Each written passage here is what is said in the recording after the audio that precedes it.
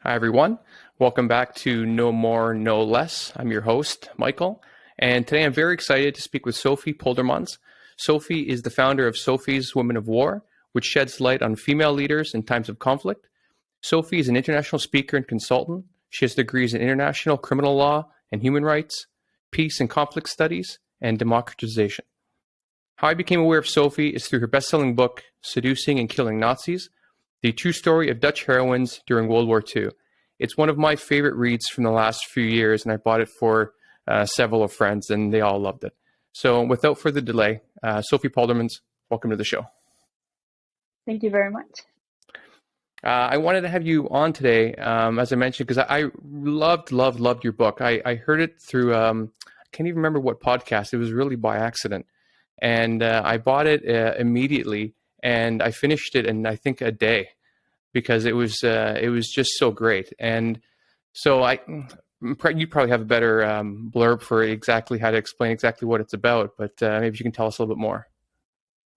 Yeah, so, it's set in World War II in my home country of the Netherlands. And it talks about three teenage Dutch girls, Hannie Schaft and the sisters Truus and Freddie Oversteegen, who were only teenagers at the start of World War II. And then they were confronted with what to do to adapt or to resist when Nazi Germany invaded the Netherlands.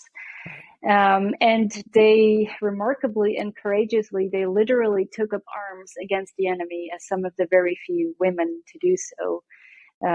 So yeah, that's very admirable, as they were so young but completely deprived of their youth. Right. And that's one thing that I wasn't sure about, because you said not many women took up arms. So what was the situation at that time in the Netherlands? So because I believe you were friends with the two sisters, right, as they were older. True. Yeah, both Truus and Freddie Oversteegen survived the war. And I met both of them when I was a teenager in high school, writing a thesis on Hannie Schaft.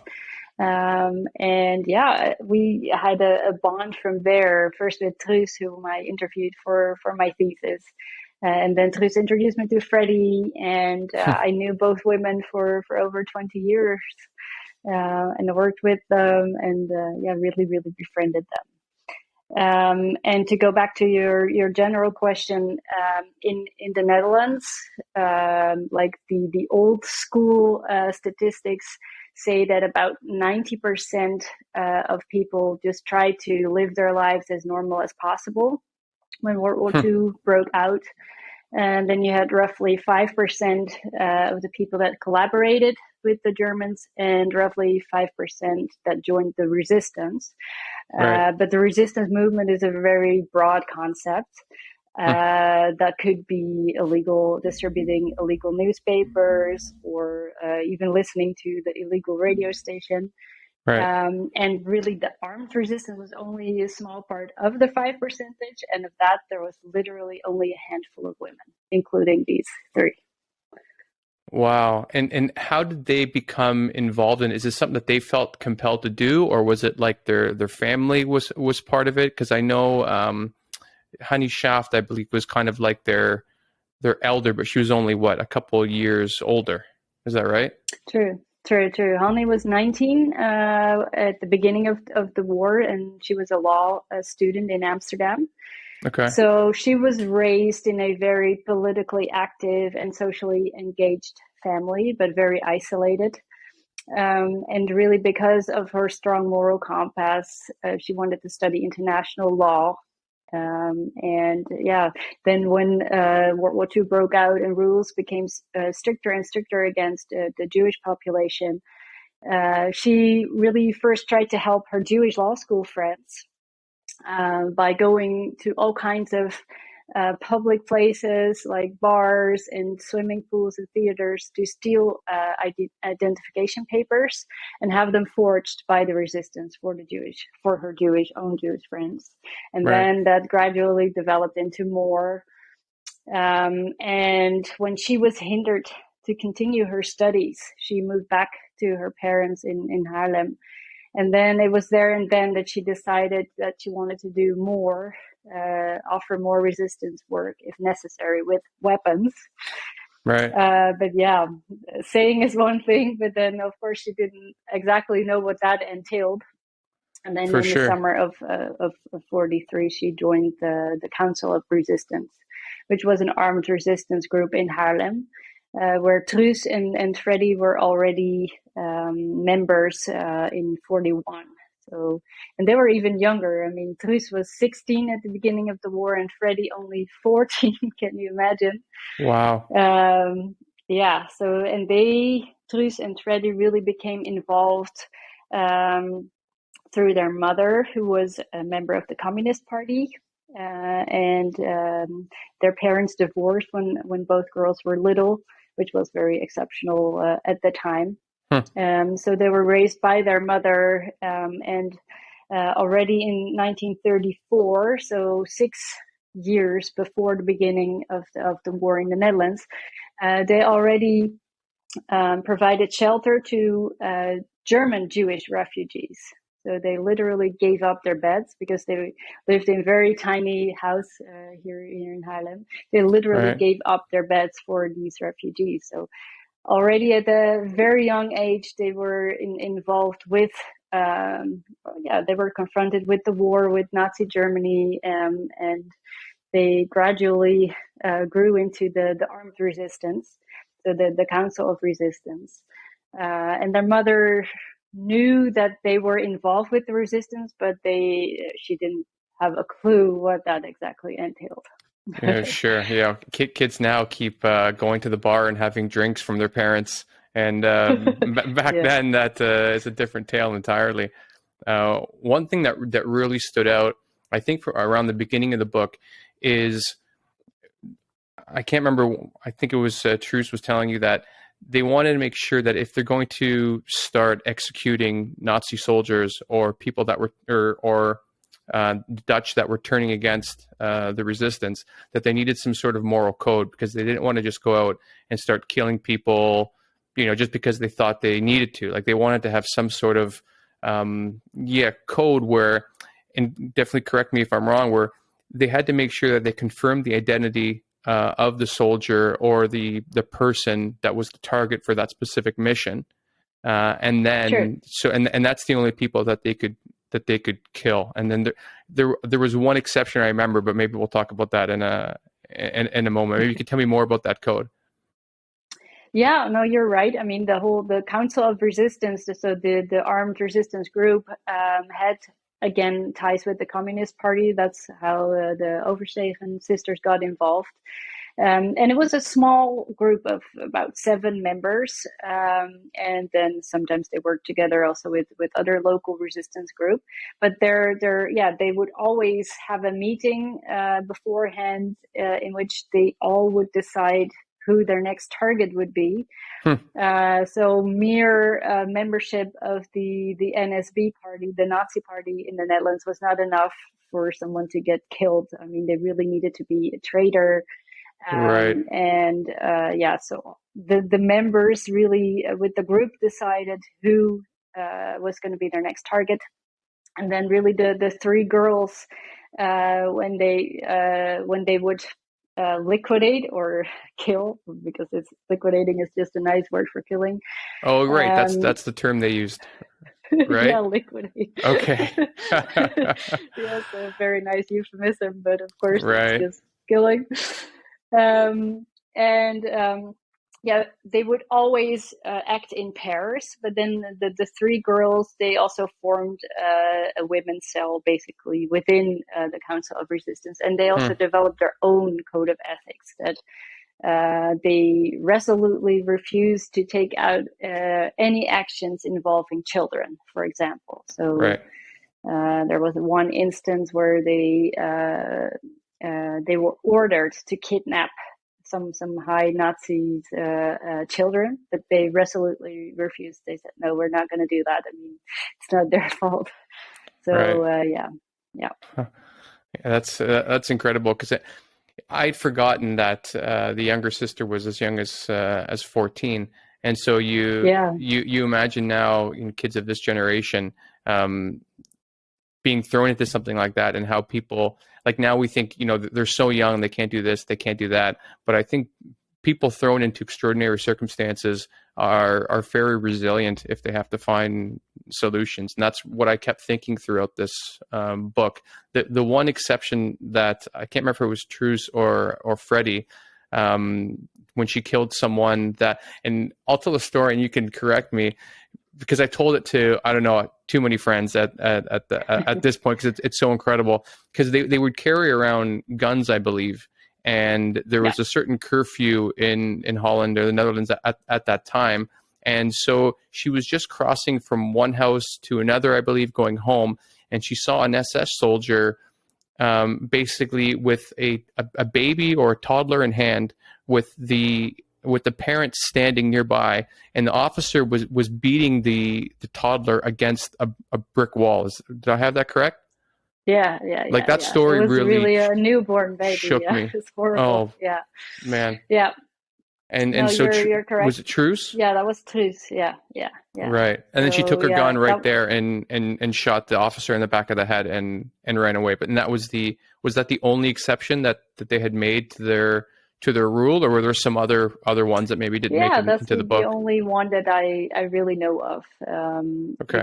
Because this was more like a very there was no assignment for this. This was just something that enraged Truus so much that she saw this SS guy with the baby, just killing the baby like a newborn. And like you said, the father was forced to watch, and this little Wow. sister as well, a toddler.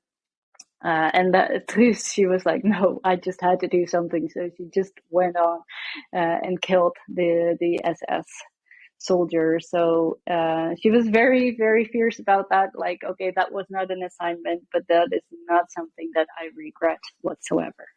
Right. And that, it's interesting because, well, just going through some of your like doing some research in some of your certifications and degrees, I wonder how much you've thought about these things over time. I remember, like, in storybooks and movies and things like that, you have, like, the good guy should never kill someone because you don't want to become evil, and you have the the Star Wars, the Jedi versus the Empire, like all of these things.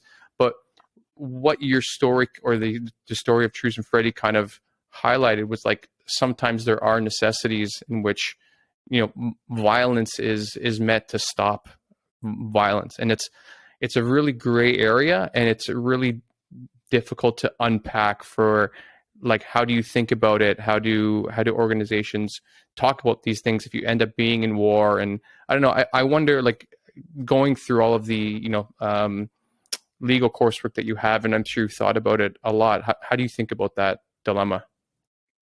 No, it is a dilemma for sure, and it's not black and white like in the movies. I wish it Right. was that easy. um, but yeah, of course. I mean, there's even rules. There's even laws for warfare. So that in itself is already something. But here, this was just a situation where there was no functioning judicial system. There was no alternative, in the sense that you could not send people to prison or tell them, hey, what you're doing is wrong. So, of course, violence should always be the last resort. And we have laws in order not to just act out yourself. But there are circumstances in which there is no judicial system in place. So it is a dilemma. What are you going to do? If you don't act, you might be a bystander, or you might be also, if you really don't do anything, maybe you have a moral obligation to act out and to resist something like this. So that's a whole Right. philosophical debate also, where the law just falls short, basically. But it is definitely a dilemma that both sisters struggled with throughout their entire lives. And that's also, when I first met both sisters, I was in awe of their heroism. But over the years, I learned that they really paid a huge price, that they had episodes of depression, nightmares, and post-traumatic stress syndrome. So they really, really, really struggled with the fact that there were reprisals sometimes. So people, if they would kill an SS officer, for example, or a Dutch traitor, then the Germans would react by just randomly picking up 10 people from the street and shooting them. Wow. So that was really a dilemma for the three girls. Okay, if you know in advance that that might happen, are you gonna still continue your mission or not? Yeah. Right. Well, because that kind of begs another question as well. And this thing I've thought of this over the years about, with, I guess, in certain countries in the West, the far right and populism making more of a making more noise and getting more into power into several countries like France, the U.S., other countries around the world, and you normally see people that are on the left that are in positions of power that don't agree perhaps with something that if there's a dictator coming into power, an authoritarian, that they will resign. And I don't know how I feel about that, because I think if these people that want to do good end up resigning, then it just creates a vacuum for more sycophants to take those positions, quickening the fall into fascism in an extreme way. And how do you think about things like that, as far as, because you said, like, if you go to a part where there are reprisals, if everyone flees the country because an authoritarian, let's say, to an extreme like Hitler, you either leave and save your family, so self-preservation, not a bad option. The second is you stay and fight, and it's likely that you're not going to make it, and you do your best to save people and hopefully affect change. Or in the another scenario, you end up turning to the other side. So perhaps Yeah. you're already of the mind that, okay, this authoritarian will make our life better, et cetera, et cetera. And I've been thinking about that over the years, and I don't know, what do you have to say on something like that? Yeah, and it's also the circumstances, of course. It's not like I mean, and it grows like now we know all the facts of World War II, but back then Right. the knowledge about what really happened in concentration camps just filtered throughout the war. It was not like in the beginning people really could make a choice like, okay, we have to leave now, and you had to have the financial means. So yeah, a choice is you're also shaped by the circumstances, and you roll into something. The same with the three girls. They didn't decide in 1940 when the war started, okay, let's gonna join the armed resistance and kill some Nazis. Of course not. They gradually grew into that. Right. So yeah, in hindsight, it's always, of course, a different situation. So it's really difficult, but we really do need also people within to offer resistance, and that's also what a lot of people did in the Netherlands, at least, that they remained or tried to remain under positions, tried to cooperate with the Germans, but at the same time they would aid the resistance movement. So yeah, they had a double role there. Right. Yeah. I guess a little bit lighter of a question. I wonder, like, did you look into other countries during that time in history to see if you could find analogous stories? Because, and this is totally conjecture, but I've met a lot of friends over the years in in Canada or in Europe, like Dutch people, Dutch women specifically, do have a specific agency about them.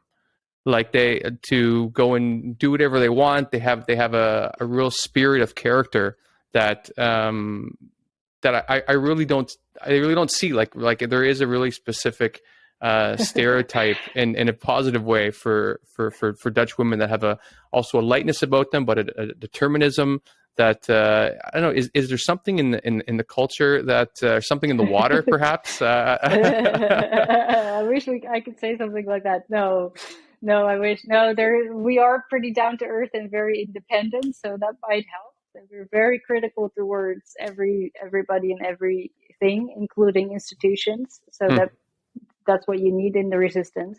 Right. But then again, if you look at the Netherlands as a country, we had the highest percentage of people who collaborated with the Germans in Europe. So that's not really something to be proud of, and that's not something we learn in schools, for example. Interesting.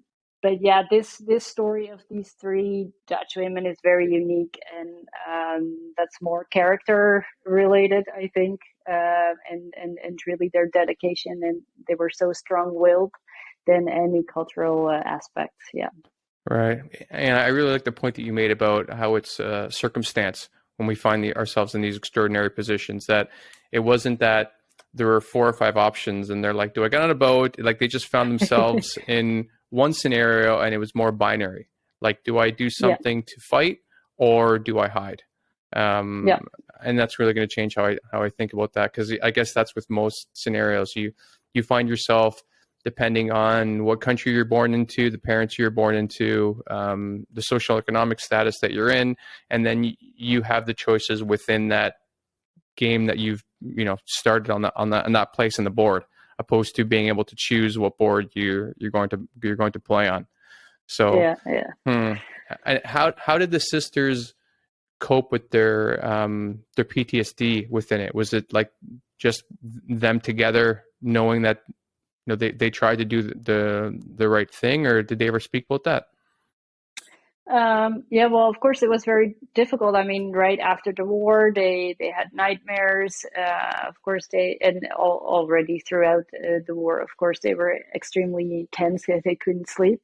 But then there was not much recognition for, like, we would qualify it now as PTSD, but at the time that was very rare as a diagnosis, and if it was already there, it was more for like male veterans, and there was no attention for women, and definitely not for girls like this. Right. So they really struggled with that, and even after the war, there were also new events that traumatized them because they had ties to the Communist Party, and because they were women. They really had to fight for recognition in society and for recognition of their resistance work. And that's really what kept their spirits. They kept fighting, but even throughout the 50s, of course, during the Cold War, when everything related to communist was seen as really the big enemy, there were even some attempts to kill both women after the war. So it was in the 50s. There have been several attempts to kill them. They're being shot at, and there were some cars who were driving with a crazy speed, trying to kill them, and they had to literally run for their lives. And even Truus had to go into hiding again. Her children, she has 4 children, were threatened. So it took ages for them to get peace with that. So finally in the 80s, late 80s, beginning of 90s, that started to quiet down a little bit. But not they still had all their war memories. Yeah, I was saying, not to mention the anxiety that goes with that like you're always looking over your shoulder to see. And I guess these were former collaborators with the Nazis, that perhaps they had liquidated one of their family members, or no, not as such. It was a lot of people, like right before the end of the war, who had, some had collaborated with the Germans, for example, and then they got hype. They said they joined the resistance like right before the end of the war. So yeah, right. And then they got all the high positions after the war. So yeah, there was definitely a group there. But then just the mere fact that they had communist ties was really enough, apparently, for some people to really see them as the enemy. And Oh, yeah, both women were so bitter about that. They were like, "Come on, we fought 5 years for our country, and now you see us as the enemy. Seriously." So yeah, that was really something. And Freddie could not really talk about that or the war experiences. She was very closed off, and she really focused on her family. She married and got 3 children. huh, And Truus was a completely different character. She was very outgoing. So she went to schools to share her story. And well, of course, she shared her story with me. So she was much more open. She traveled around the world. She went to Bosnia, for example. She was an huh. artist, a sculptor. She Well, met Mandela. So she was all over it. That was her way, her art, her work, her storytelling was her way of dealing with the war. But still, that could not prevent her from having the PTSD, right. symptoms She had for a little sure. bit of self-therapy through her art, it seems. Yep, yeah, Right. yeah. Can you tell us a little bit about Hannie Schaft? I believe out of the three, she was the one, unfortunately, that was captured in the end and was executed. And I believe there is still a statue in the Netherlands for Hannie, is there not? Yep, there is, and that was actually made by Truus. Oh, that's pretty great. Yeah, and it was unveiled in 1982. But even that, the whole sculpture, well, that's another story. But to get the sculpture there, and it took decades because of the communist ties and the Cold War. So yeah, that's another story. Yeah, yeah. Hannie Schaft. Well, she was. It was really bad luck. She was captured in March 1945, just during a routine check. You had those checkpoints, and then she was stopped, and the Germans discovered illegal newspapers. That she had illegal newspapers with her. So she was arrested, but by that time they had no idea who they had in front of them. But then they found her pistol in her purse, Hmm. and then they saw, because Hannie is known as the girl with the red hair. She was famous for her red hair, but throughout the war she had to dye it black and even wear spectacles made out of window glass in order not to be recognized. So then she had black hair by the time she was caught, but then of course you could still see the red roots shining through. So she was forced to wash her hair, and then they saw, oh wait a minute, this is the girl with the red hair that they'd been after for quite a long time. Right. So yeah, that was for the Germans very clear that she was yeah, one of the people involved with all the liquidations. And not even 3 weeks before the end of the war, she was taken out of her prison cell and pushed into a car, taken to the dunes, where she was executed on April 17th, Right. 1945. Yeah. That's such a sad part of that story since she was such a larger than life figure. I imagine the fact that she was Yeah. able to Yeah. hide with red hair in the Netherlands, I imagine, was pretty impressive to begin with. Do you think it really was her hair that gave her? Do you think she may have been able to escape if she just had typical blonde hair or? Nah, I don't think so, because in the end, well, of course, that's only guessing, but Right. yeah, I mean, they had her, and the Germans knew that it was nearly the end of the war, and there were agreements between the Germans and Allies not to execute anyone, let alone women. But they still, they lost face basically, so they just wanted to get rid of her, no matter what. So yeah, it would not have made a difference. I'm afraid. Yeah. Right. And how old were you when you discovered this story? You said it was a thesis, but you were also a teenager. So maybe I don't understand the school system for when you Yeah, might well, have been. we call it a thesis, but it was a high school paper really, for my history class. I was 15, 16 when I first heard of Honey's story. That's an ambitious paper And for a high school student. Yeah, it was very serious too. But I just heard the story, and my dad, who was the former town archaeologist of Haarlem and the historian, of course, was very enthusiastic that I loved the story, so he helped me a little bit there. Um, so I was 15, 16 when I met Truus, and she shared her story over an interview, and then introduced me to Freddie.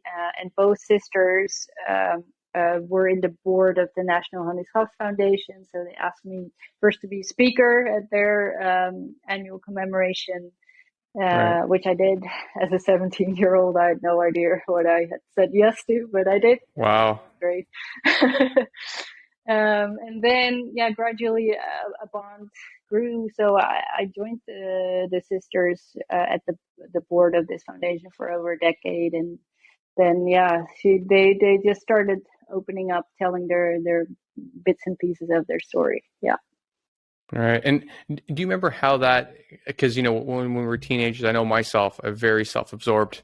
And I think of, before we started the interview, you mentioned that you went to school in Venice for one of your degrees. And I remember a really, historical moment for me was the first time I sat in the cathedral in Venice. And there was something about it. I might have been 16 or 17. And I remember just the history of it all kind of just washing over me. Like, I imagine all of the people that sat where I sat, stood where I stood. And like, I think the emotional concept of time really sunk into my bones at that time. And I was wondering, like, did you have anything similar when Truus and Freddie are telling you these stories, that they were, on either side of the age that you were when you met them? And like, how do you remember thinking about that during that time? No, definitely. And that's exactly what inspired me also about Hannie's story, because I was the same age as these three girls, and I was growing up in the same city, thank God, under completely different circumstances. Sure. So then I really posed myself the question, oh my gosh, what would I have done? Right. No idea. And I hope I'll never be able to answer that I'm in a position that I'm going to have to answer a question like that. But that is really what dawned on me. Like, wow, this is what they did. What would I have done? And you cannot imagine at all. No. Right. Yeah. Because now that you're speaking and consulting for things similarly, you can tell that it's definitely had an impact on your life. Is it what influenced you to go into international law? Definitely, yeah. I mean, I've always been fascinated by wars ever since I was a little girl. The human side of it, that apparently people are really capable of doing horrible things, but that at the same time that there's always people trying to resist, and that there's always people who really fight for justice and human rights, and like these three women.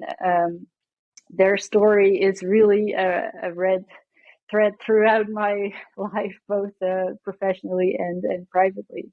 Right. So that really, really helped me to go into international criminal law myself, so war crimes.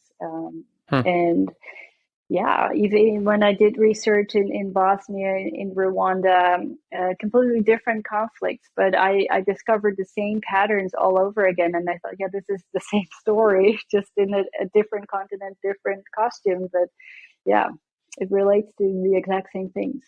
Right. Well, I've often had conversations with my expat friends living in different cities around the world, and we've definitely noticed a different awareness, I guess, of time and history, is if you're living in Europe or if you're living in North America. Like North America, for example, everything is new. The houses are new. The stores are new. Like the monuments are 100 years old, or maybe 300 at the most. Whereas in Europe, especially, like, let's say somewhere like Italy, like you can't take a step without hitting something that will outlast you, that has been around for 1,000 years. And so, like, there's just this concept in the air that life is temporary, and a lot of these real things have happened much before our time that maybe we should be aware of. And I remember it was 2003, the first time I did a really big tour of Europe with a friend of mine, and we were in Amsterdam and went to the Anne Frank Museum.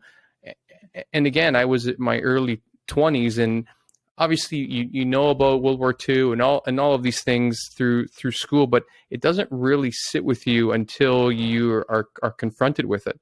And maybe 10 years later, my brother and I went to Auschwitz outside of Krakow, and he and I are the type of people that, like, there is no bad time for us to make a joke. Like at family funerals, it's how we cope, it's how we show love. But in Auschwitz, like both of us just had this graveness among us, and we couldn't find even a dark humor joke at that time. And we really talked about that, because once you're confronted with these real things, you have to accept that maybe the world isn't the place you hoped it was, and there are these evils, and at times there has to be people like Truus and Freddie that have to try to stand up for what's right. And that goes into lawyers and politicians and people that can choose good or bad, right or wrong, throughout their entire career. So I think that's why the book stuck with me so much. And how do you, like, looking back at like your journey with Truus and Freddie, what are some of the more, I don't know, like the main things that you've taken away from them that stay with you every day and in the rest of your work? Yeah, well, I thank you for sharing your story of your visit of Auschwitz. I had the similar experience when I was in Bosnia, but certainly also in Rwanda, where I really literally saw the bodies piled together, and Jeez. then you really, yeah. Of course, that's my field, but still, if you're confronted with it, it is gasping. But that's Right. exactly why, Truus and Freddie, what I always, and Hannie, what I always admired about these women is that despite these horrible circumstances, that they were able to still believe in humanity. Like Truus was always such an example. She always said, no, don't talk about the Germans. There is no the Germans yet. There were also good Germans. Right. um, and yeah, so she was so down to earth, but at the same time so wise when it comes to all these life experiences. And no matter what, she had a great sense of humor, by the way, but that was her way also of coping. Right. But yeah, to really still see the world in a positive light, that is really something that really stuck with me. So I think, okay, if you can change or touch one person's world, it's already worth it, Yeah. So that really is what keeps me going in my work. Yeah. Right. That's great. I really like that. I like the idea is that, like, every day, if you can put a smile on someone's face, like, just try to make some sort of positive change. And like if you have the ability to enrich the circle around you, then you really should. I've often felt like I think we have a responsibility to each other. There's a lot of individualism kind of running rampant around the world right now, and I think we should all be, like you're saying, that there's an independence, there's agency. I think all of those are wonderful things, but I think when we forget, like, how much we all need each other and belong to each other, I think we kind of lose something, and I think it makes us, even more. Once you have that disconnection, that emotional disconnection, that you feel like you don't belong anymore, I think that's when some really awful things start happening. Like, have you found anything like that in some of your work? Definitely, and of course, in all the major conflicts that I've studied, but even World War II didn't start with gas chambers. It really started with exclusion and isolation, Hmm. and that is because people always think, okay, well, World War II and armed resistance is really far from their beds. But if you Right. really translate it into your own world, you see that people are being bullied every day. I mean, even in kindergarten, Right. in schools, at the workplace. And if you can, and there is racism and all kinds of discrimination. So if you have the ability and the strength to really stand up for other people, that's really where you make the difference. So you don't need to go around with with a gun necessarily, but it really Right. starts small. And you can already make such a huge difference, because people get stifled and they think, well, if I don't say anything, it will disappear. But World War II didn't start like this either. It always starts out small, and it's the same with all the bigger conflicts. And look at Ukraine right now, and there's so Sure. many other forgotten conflicts in the world. Yeah, Right. Yeah, yeah, I think we're just hearing now of hundreds of thousands of children. Of course, I don't know how accurate that number is, that are being taken from the Ukraine and I don't know, given out in Russia, or put into orphanages and now raised as Russians. And this war only started in February, so yeah. after 10 years of such things, or I don't know how long exactly we would assess that it took for World War II essentially to start, but it starts with some things and escalates kind of exponentially, it seems. Yes, definitely, definitely. And if you are aware of what could happen, and yeah, if you stay alert basically, and if you are aware in within your own small circles, I think that all really really helps. And yeah, like Connie, I mean, she started with helping her own friends in law school, so it was not her intention to go around shooting and killing Nazis, but she just wanted to say, okay, what can I do? Because people often are so, I don't know, paralyzed by grave things that they don't know what to do. So it doesn't, like cleaning a house. It doesn't matter where you start. Just don't start somewhere. Right. I like how mundane Yeah, that example is, because it's true. Like something as really small as cleaning your house. Like if you think of, oh no, what's the best place to start first? You'll never start. You're like, well, if you got a broom, no, just get going. You'll yeah, you'll yeah, you'll yeah, you'll yeah, figure it out. That's really, yeah, because I'm sure people feel the same as far as climate change, or political yeah. helplessness and things like that. That if you want to do It something, is overwhelming, of course. you Yes, should do yes, something. Yeah. Okay. yeah. I'd love to hear more about the Women of War. Is it a consultancy, or what would you call it? Yeah, so it's a consultancy, but I also still lecture at universities as a guest lecturer. So it's really raising awareness about the role of women, especially in times of conflict, crisis, and change. Because, well, at least from what I also learned in law school and the conflicts that I studied, then women are always portrayed as the number one victims. And don't get me wrong, they often are major victims and the victims of sexual violence and horrible things.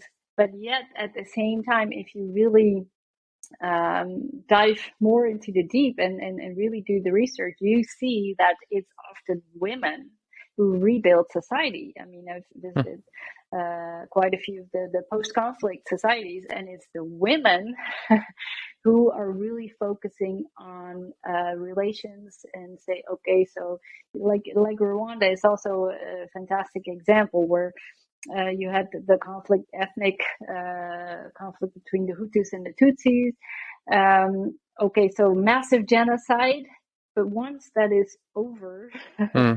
the conflict is not dead. People literally live next door to each other. Everybody is a victim or a perpetrator, or maybe even both. Um, so, how on earth are you going to live together again? So, Hmm. you really need, that takes courage to really face up and see, okay, what are ways for reconciliation? How can we move forward and restructure our society? And the majority, the parliament in Rwanda consists of 60 something percent women now. Wow. And yeah, and they were the ones involved in the Gacaca tribunals, the reconciliation tribunals, for example. But these stories are often not told, or not told enough, or only, yeah, from one side. So that's why I thought, okay, I discover the same patterns in every conflict where I am. So something needs to change. So that's why Sophie's Women of War really sheds light on the role of women and their particular leadership roles in terms of crisis situations. Right. And do you have any aspirations to run for councillor of Haarlem or a larger political party in the Netherlands? Are these No, aspirations, perhaps, or no? but who knows? Someday, no, not at all. Yeah, it's also we also need people who are critical towards the system, right? So I always like to not work from within the system, but from outside, independent, and then. But Sure. yeah, we need more women everywhere. Yeah, at least Right. here in the Netherlands. Oh, Yeah. is it dominated in the political system mostly by male politicians? Still, yeah, there's gradually more women involved, but still not nearly enough, and it's not 50-50 at all. No. Right. Interesting. And what organizations do you see right now that are normally looking for speakers like you to come and speak about these things? Do you find some industries are moving more quickly than others that are evolving to give more representation towards women, or is it hard to see at this point?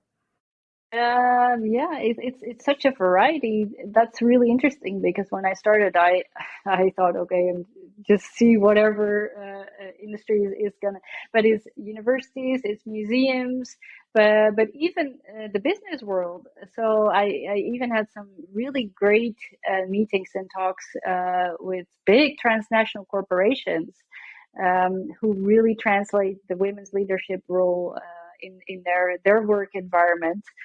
So I was pleasantly surprised actually. It's like, oh, okay, this is also really nice when it comes to business innovation. So yeah, I'm open to anything.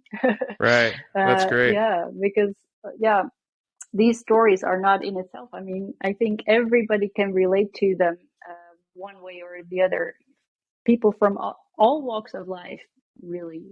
That's really what pleasantly surprised me writing the book. Also, having all these different reactions from so many different people. Yeah. Right. And it does seem odd when there are too many men on one topic, there is a weird energy. Like I've been a part of many different like entrepreneur like business groups and masterminds. And I think there definitely is a place for like obviously an all women's group or all men's group that I think like you can only share things within those groups that maybe can't be shared otherwise.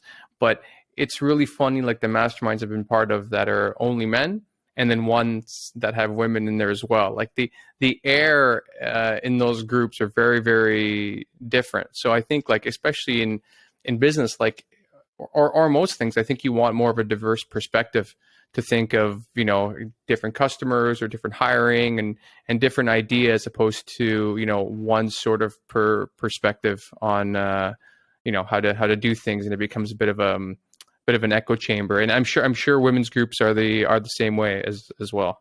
Yeah. I was going to say exactly, but it's the same with women. You need a good mix, and not only with gender, also in terms of age, cultural background, anything really, Right. as diverse as possible, and they make a great team. Right. So yeah, definitely. I'm not saying we only need women. We need a healthy mix No, no, of no, for everything. sure. Yeah, I didn't think that either. Yeah, I think maybe sometimes yeah, when there is one specific demographic driving anything, then sometimes there's a bit of I guess there's definitely room for more perspective. Otherwise, you end up having blinders on. I would imagine that's probably true of most things. true. Yeah. Yeah. So I guess thank you very much for your time. I want to be respectful of your time. I appreciate you having this chat with me, and I guess all of the conversations you've had with Truus and Freddie. What do you think their overall message for women out there that want to do something, or people in general that want to be more active in resisting against any sort of injustice in their life? What do you think? Yeah, really always focus on humanity and really believe in humanity and act out. Make sure that you guarantee these human rights. And they had always had a message to the youth because they're the next generations. So really learn from these stories, and yeah, because it's the youth that is the future, literally. So really, if try to if you have to make a decision, really make a right one, and right being in the sense of doing justice and including everybody and not excluding people. That is really their main message. That's great. That's a great spot to end. Thank you very much for your time. I really, really appreciate it, and this has been great. Yeah, you're welcome. Thank you, Sophie. Thank you.